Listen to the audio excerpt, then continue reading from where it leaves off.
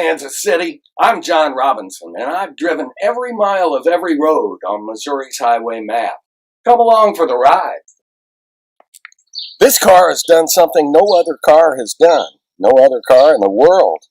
Its tires have touched every mile of every road on Missouri's highway map. So come along for the ride. I'll show you a slideshow and tell you a little bit about why I did this. Along the way, my car and I uncovered thousands of stories and wrote a few hundred of them in 3 books. Some stories you may have heard, most I'll bet you haven't. So how did this happen? Like many of you, I got tired of the cardboard sameness of interstate highways. So my car and I took the back roads, where the journey becomes the story.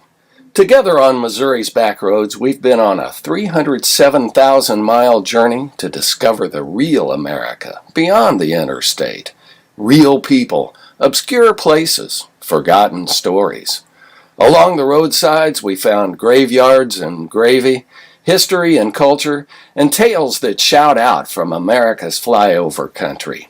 We've dodged rabbits and turtles, texters and drunks. We've slid sideways in sleet, jumped curbs and low-water crossings.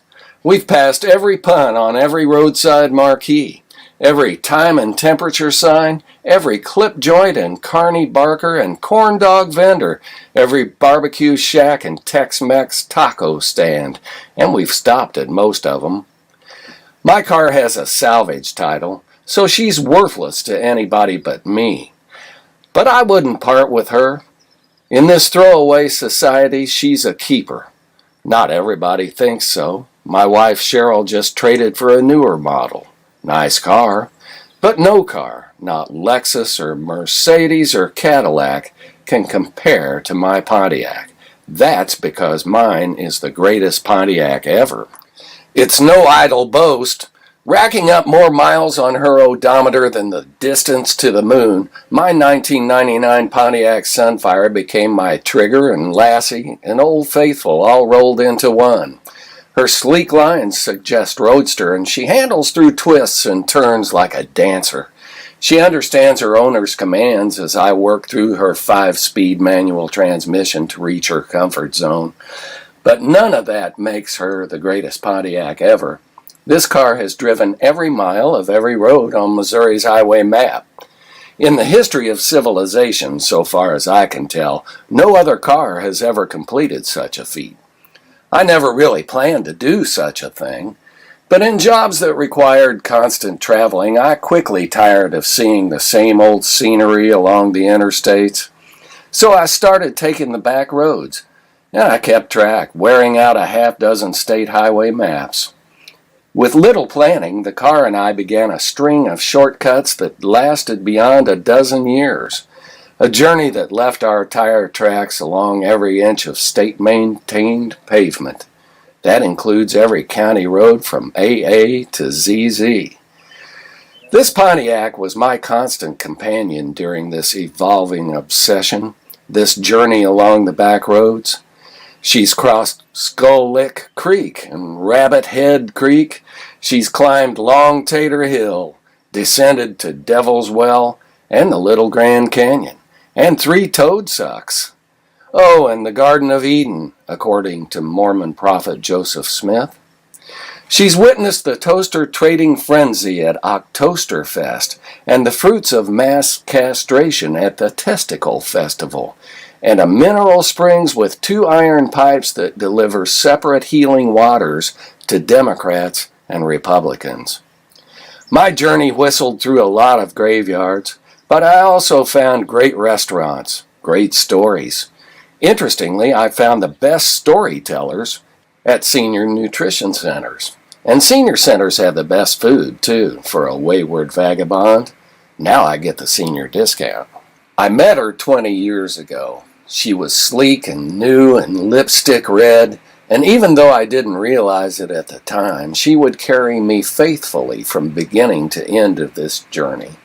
The car's name is Eryphnis Catenop, best understood if you read the name in your rearview mirror. Eriphnis covered more miles than the combined travels of Marco Polo and Magellan, Columbus and Zebulon Pike, Lewis and Clark, Thor Heyerdahl, and Dr. Livingstone. The only difference between us and those other explorers is that their amazing feats of bravery, skill, and sacrifice changed the world. We just drove around. A lot. Aside from the few intrepid reporters who rode along with me from time to time, I rarely could interest anybody to take these long treks into the middle of nowhere. When Cheryl married me 43 years ago, she had no idea I would end up spending a dozen years driving these back roads. She tolerated my travels, but had no desire to ride shotgun. Can't blame her. Not everybody has the good sense to spend whole days crisscrossing county roads for the simple reason that they exist, checking off an alphabet soup of road signs, intent on discovering nothing in particular. Our two daughters, having real lives of their own, agree with their mother about my foolish compulsion. Can't blame them. Truth is, only one partner could put up with my aimless wandering, which often resembled the path of a trackless tilt-a-whirl. Eriphnis performed flawlessly for the most part. The close calls we had on the road, a spin-out or two, getting stuck in the mud, traffic tickets and warnings, and vivid hand signals from road ragers, those things were due to driver error. She's outlived the company that made her, but I wouldn't trade her for the Mona Lisa. This car won an Emmy as the star in Finding Wild Missouri, a series of online videos that captured the Emmy for short format program. Oh, I went along for the ride, but the car was the star of the show. Eriphnis doesn't care. Even as she nurtures a small patch of rust beneath her passenger door, she's a workhorse, performing like a gymnast as her driver shifts through her 5 forward gears. She handles like a thoroughbred through curves and mud, dodging texters and tweeters and dangerous drivers infected by road rage and drunks and texters and squirrels and deer and terrapins and texters and road ragers. Eriphnis remains non-judgmental. She groans if I grind her gears and screeches when I slam on the brakes, yet most of the time she's responsive and dependable.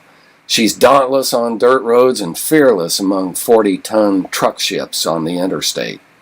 Blame her brushes with danger on me.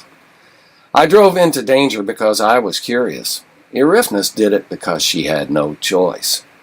I never planned to drive every road, but in jobs requiring constant travel, I quickly tired of seeing the same old scenery along the interstates.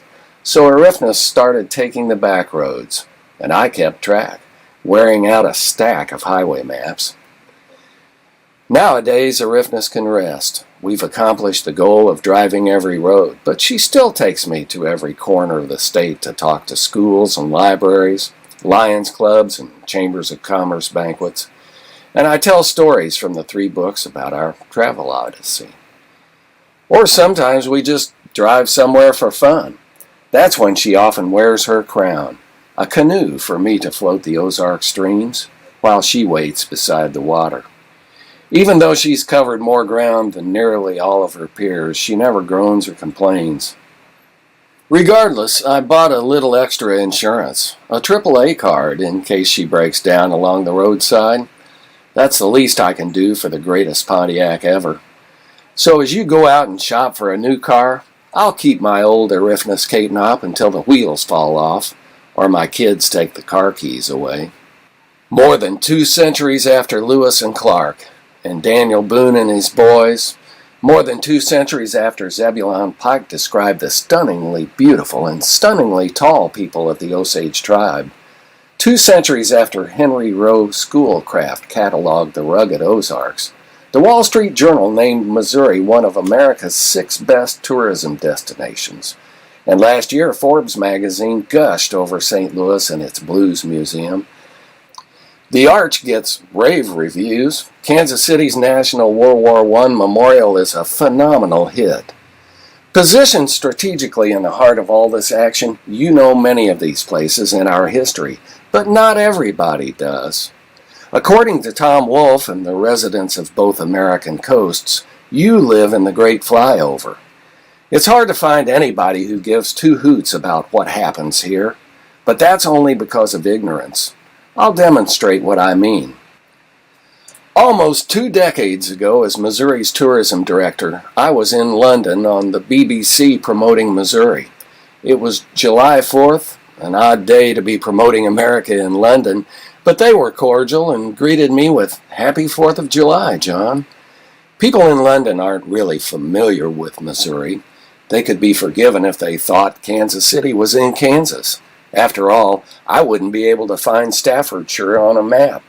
So here's how I introduced us to them. A dozen years ago, a London newspaper conducted a survey of their readers. They asked one simple question: who is your favorite American? The top 4 vote-getters: Mark Twain, Jesse James, Harry Truman, and Mickey Mouse, all Missourians. That's what you call a Grand Slam, I told the British audience. Then I had to explain the Grand Slam. Here's another example of the Great Flyover. It was a cold January day on the streets of Manhattan. My job as Missouri Tourism Director took me to several major magazines to promote our state. Face to face with the hardball editor of a magazine that shall go nameless, except to say that it's national in scope and geographic in nature, the editor spat. Why would my readers want to go to Missouri? That's when I unfolded my map and showed him the Ozark Trail and the spring-fed rivers and formations with names like Smash Rock, and Slaughter Sink, and Devil's Well. Pretty soon he was planning his route through Missouri, tracing lines on my map. I left encouraged that such a prominent cultural magazine was about to visit our state. A month later, he was transferred to another magazine and the trip never happened. So why would some idiot drive every mile of every road in Missouri? One word: stories. There are 350 million reasons why Americans travel, but one common thread runs through every traveler: stories. Human beings everywhere relate through stories. Every religion, every nation, every state, every county, and every town, every family tells its story. You don't want to come home from a trip to your friends and family who ask, "What did you do on your vacation?" Not much. You want to tell the stories. My 3 books are not travel guides. They're the view from a car window by an idiot traveling every mile of every road on the Missouri highway map. I didn't wake up one morning and decide I was going to drive every road. I thought I'd been a lot of places, so I got out a map one day and traced the roads I'd driven. Surprisingly, my map was largely untouched, so I resolved that if I were driving from my home in Columbia to Independence or Liberty or St. Joe or Hannibal, I'd take the back roads and mark them off my map. The map rode shotgun beside me. The first few months I drove a back road here and one there, but when I showed the largely empty map to a friend and he said, "You'll never drive all these roads," that's all it took. Filling this map became an obsession, not unlike the obsessions we all have. I didn't recognize it as an obsession at first, but it grew and gnawed and became the elephant in my room. I went through 5 highway maps, wore them out, because the highway department never expected some idiot would drive every mile of every road and mark them off on one map. My ride and me, we never used a GPS, no compass, no MapQuest. For the first third of this journey, a state highway map was our only guide. Deeper into the drive, untraveled roads became harder to reach. Just to find fresh pavement, we sometimes traveled 100 miles over routes already covered. But there was an even bigger problem. Whenever we reached a state maintenance end sign, my map mocked me. Since a state map stops where the state pavement stops, its squiggly black capillaries often delivered me to the abyss, but no further. There we'd idle at a crossroads where gravel and dirt trails disappeared in 2 or 3 directions, and we'd play a shell game. Any one of these country roads might offer a shortcut to another blacktop, tantalizingly close by. "You're the distance of a spark plug gap to the next fresh road," the map taunted me in its Lilliputian language, where 1/16th inch equals a mile. Without showing me the way, the map dared me to take a chance down one dirt road or another. I knew the rewards. If I guessed correctly, my car would save a gallon of gas. I'd save a half hour of backtracking along pavement already traveled, and we'd save the aggravation of circling around to a blacktop that must be just over the next ridge, or the next. But I could just as easily get lost in a maze of deep woods, dirt roads. There was no getting around it. So I played a guessing game, picking the gravel road that seemed to point in the general direction of the closest blacktop. Often as not, the gravel road would fork or come to a T and fork again. Sometimes we dipped so deep in the woods that the power lines gave up embroidering the roadsides. With less planning than Hansel and Gretel, I'd have to remember my path into the wilderness because it damn well might be my only sure way out. That deep descent into lost happened 10 dozen times. Often we'd reach a dead end or begin to run out of gasoline or daylight or both, and we'd backtrack to safe haven if I could remember the way out. Then a light bulb came on in my dim noggin. I called the highway department. "Sure, we have county road maps," they said. "They're a few years old, might be a bit out of date." I didn't care. Within a week, we carried the maps that would save the planet from our wasteful wandering. Each county map could cover a coffee table, and each one showed me every gravel road, every dirt road and low water crossing, even cemeteries. Erifthness's back seat converted to a chart room. From that point forward, we felt our way into the unknown with the confidence that we could find our way out. You know, if any one of us were in charge of the world, each of us would have a different approach, different philosophies, different beliefs, different priorities. But one thing unites us all. One word: stories. Tell the stories. So my car became my research assistant, and she became something else. Writer's device number 1. Erifthness Cadenop. She's a character in each book, a trusted friend, dependable mostly, although she likes to go too fast. Along the way, we drove a lot of back and forth, a lot of redundancy, just to reach fresh, untraveled pavement. I admire so much the great road trippers: Homer, Steinbeck, Kerouac, William Least Heat Moon. Their journeys were linear, more or less. Mine wasn't so much a trip from point A to point B, it was more like mowing a 68,000 square mile lawn. How in the world could I get my arms around a trip like that? Early on, an editor gave me some valuable advice. Nobody wants to wade through 700 Missouri towns just to hear their town's name. Tell the stories.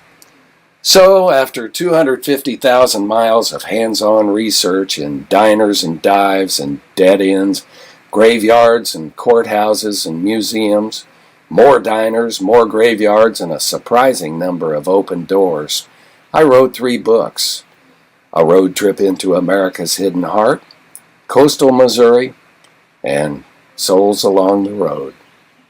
Each book covers similar territory, like finding good food and uncovering stories, too many of which have been reduced to tombstone biographies, a name and 2 dates. My writing is influenced by Mark Twain and John Steinbeck, with a hint of Hunter S. Thompson, so this book probably shouldn't be read before church, or maybe it should. People ask me about my favorite spot, and they ask me about my favorite road, too. It's all natural since folks know I've driven every mile on the map. My favorite road might be Route 66, the Mother Road. But I love those other legendary Missouri highways, too. The Avenue of the Greats, the Tightwad Turnpike, Bushwhacker Boulevard, and the Foxtrotter. There are so many great roads, from Blues Alley to the Blue Eye Byway. the Great River Road and the route of the canoes, Little Swiss Parkway and the Bald Knobber. There's even a road called the Toad Suck Trail. Of course, I've made up some of those names. Motorcycle riders have named some favorite roads too. The Ozark Hellbender, the Jesse James Getaway, the Elephant Rock and Roll. History buffs find the Santa Fe Trail, the Oregon Trail, and the California Trail. All those trails offered hope for pioneers who found themselves in a rut. Historic routes, but not my favorite. My personal favorite road will always be a little highway in the northern Ozarks. It's not the prettiest or most historic road in Missouri, but Highway 17, winding south from Waynesville, leads through a tiny little Ozark town called Success, Missouri. And that's my favorite road, the road to success. And that's my wish to you. Hope you enjoy the books and see more stories on JohnDrakeRobinson.com or on my Facebook page. Thank you for joining me. If you have a favorite story or a favorite road, let me know by going to my website, JohnDrakeRobinson.com, and emailing me your story. I'd love to hear it. Now here's a bonus video from the Emmy Award-winning series Finding Wild Missouri. Hope you enjoy.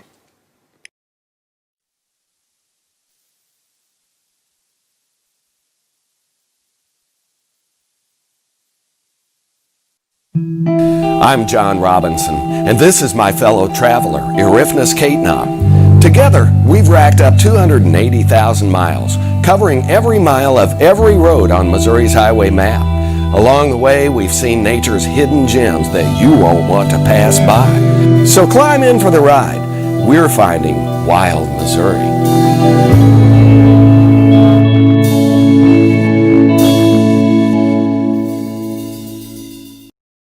Almost a century ago, people took the train here from the city to hunt, to fish, and to stay in the magnificent lodges along the Merrimack River. The passenger trains are gone, but the hunting and fishing are still here. So are some of the lodges. Like this old beauty, Wildwood Springs Lodge. 1, 2, 3, 4. All fired up. Kick up your heels. Don't you love how it feels? Let's do it all again like we did back when we were all fired up. We're still fired up. The Wildwood Living Room concerts are legendary. Tonight's band, Poco. We caught up with Poco's steel player, Rusty Young, and his wife, Mary. They spend a lot of time in these Ozark Hills. You know, we get to travel the world, we travel America a lot. We get to see lots of great and beautiful places across this country. But there's something special about this place here that we really love. Where our cabin is, I can go down this road, and there's this one fishing spot I love to go to, and there was this big one that always got away. And my brother-in-law, who's a champion fisherman from Colorado, came down to visit, and darn, if he didn't throw it in there, and he caught this big smallmouth. It was the big one that was in that pond. It was great that he caught it, and it made me feel really good that he had such a great time. You know, a Colorado fisherman coming and catching fish at our place.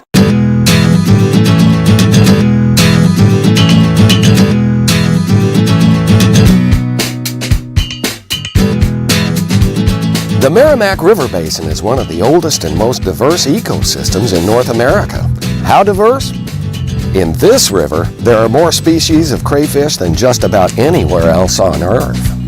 There are delights throughout this region, like Merrimack Caverns, where the James Gang hid and divided up the loot. It's one of the most famous show caves in the cave state of Missouri, which boasts more than 6,000 caves. Back above ground, we're getting a bird's eye view of the Merrimack River. Here we go! The caveman zipline is not for the faint of heart! All right, good job, buddy. Hey.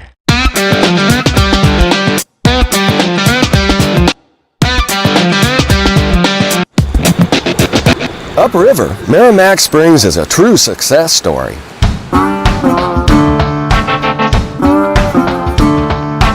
After decades of clear cutting, mining, and firing these huge iron smelters, this whole area has been restored. Lucy James made sure of it. She was a descendant of the ironworks owner, and she established the James Foundation, which keeps this private park open to the public. And here's where the Department of Conservation operates a trout hatchery, right here in the park. It's a great example of public-private partnership, offering some of the best trout fishing in Missouri. We have a long-standing relationship with them since 1958, and we've been stocking rainbow trout ever since. This is one of the 5 cold water hatcheries the department maintains. So come on down to the Merrimack. Take a look at this spring. Have fun floating and fishing and listen to some good music. Next stop, we're going to the Wild West of Missouri. We're going to follow some trails of the infamous James Gang, no relation to Miss Lucy here. See you on the other side of the state. Missouri is a great place to explore and find outdoor adventures. From backwoods places to wide open spaces, you can travel by car, by boat, or on foot and discover nature with family and friends. For more ideas, visit MissouriConservation.org.